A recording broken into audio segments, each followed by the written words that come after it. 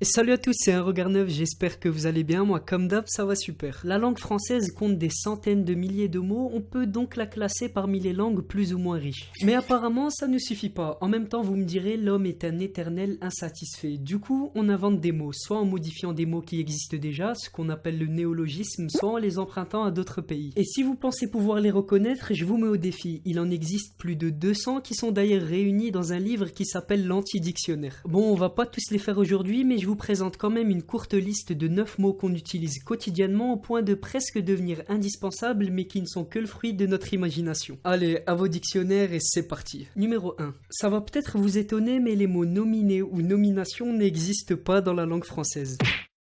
Et même si on les entend plus d'1 milliard de fois dans les téléréalités ou durant les cérémonies d'Oscar, il s'agit en réalité de la version française du terme nominate qu'on a emprunté au vocabulaire anglo-saxon. Et d'après la célèbre Académie française qui assure le bien-être de notre langue, il est préférable de dire les nommés ou les choisis. C'est beaucoup moins beau mais beaucoup plus correct. Du coup, on va bien surveiller les présentateurs des Oscars et on espère que vous ne ferez plus ces fautes devant des millions de téléspectateurs. Numéro 2. Si comme beaucoup vous utilisez le mot inarrêtable pour parler d'une personne rapide qui enchaîne les succès en peu de temps ou qui fonce droit vers son objectif, vous avez tout faux. Et si à l'écriture on se rend bien compte qu'il y a un petit problème, il faut dire qu'à l'oreille ça sonne plutôt bien. L'origine de ce mot semble appartenir au monde du sport et il est très bien adapté à ce monde où le seul objectif est de marquer le plus de points, peu importe les obstacles, quitte à utiliser sa main pour un but ou un coup de boule pour faire taire quelqu'un. Numéro 3. Le mot généré est issu de l'étymologie latine genus qui a d'ailleurs permis d'inventer des mots comme génération ou encore gène. Mais comme c'est le thème de notre vidéo, vous l'avez compris, ce mot ne figure dans aucun dictionnaire. Et même si le mot est fortement utilisé et apparaît même dans le correcteur automatique de nos téléphones, la Grande Académie française refuse de l'intégrer dans nos dictionnaires et donc d'en faire un mot français à part entière. Donc à la place de générer, utilisez plutôt produit, créé ou d'autres synonymes si vous ne voulez pas vous faire remonter les bretelles. Numéro 4. Ce mot-ci, c'est celui qui m'a sûrement le plus étonné et qui m'a prouvé que l'erreur est vraiment humaine. Et je suis sûr d'avoir même déjà entendu certains professeurs l'utiliser. Mesdames et messieurs, j'ai le regret de vous annoncer que le mot dangerosité n'est qu'une invention. On l'utilise souvent pour exprimer le niveau de dangerosité et c'est sûrement le mot de la vidéo qui est le plus utilisé dans nos quotidiens. Et le pire c'est que l'utiliser dans une dissertation ou un devoir nous donne tout de suite l'air plus sérieux. Donc la team à regard neuf, si un jour vous m'entendez dire ce mot en vidéo, n'hésitez surtout pas à me reprendre en commentaire. Donc le terme correct en gros ça serait le niveau de danger ou encore les risques sont. Mais encore une fois, peu de personnes le savent et beaucoup l'utilisent donc ne vous sentez pas coupable. Numéro 5. Comme les mots précédents, le terme hipster n'est pas dans nos dictionnaires et n'est même pas français.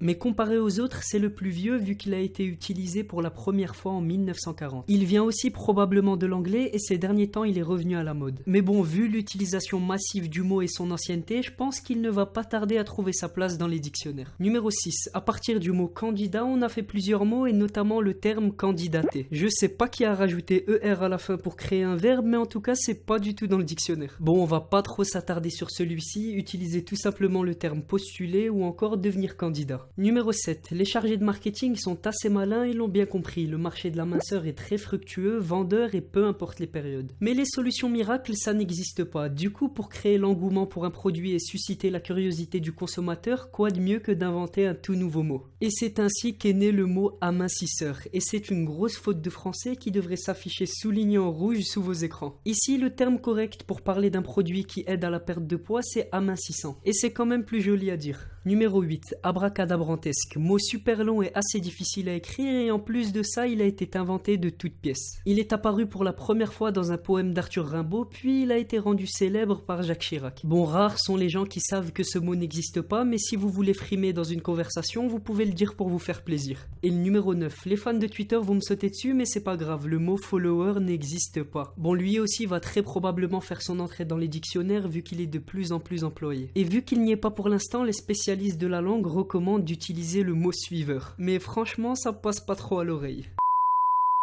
C'était tout pour moi la team à regard neuf, comme d'habitude, j'espère que ça vous a plu, si c'est le cas n'hésitez pas à lâcher un pouce bleu, vous abonner et me rejoindre sur les réseaux sociaux, on se dit à dès demain pour une toute nouvelle vidéo, portez-vous bien, à la prochaine.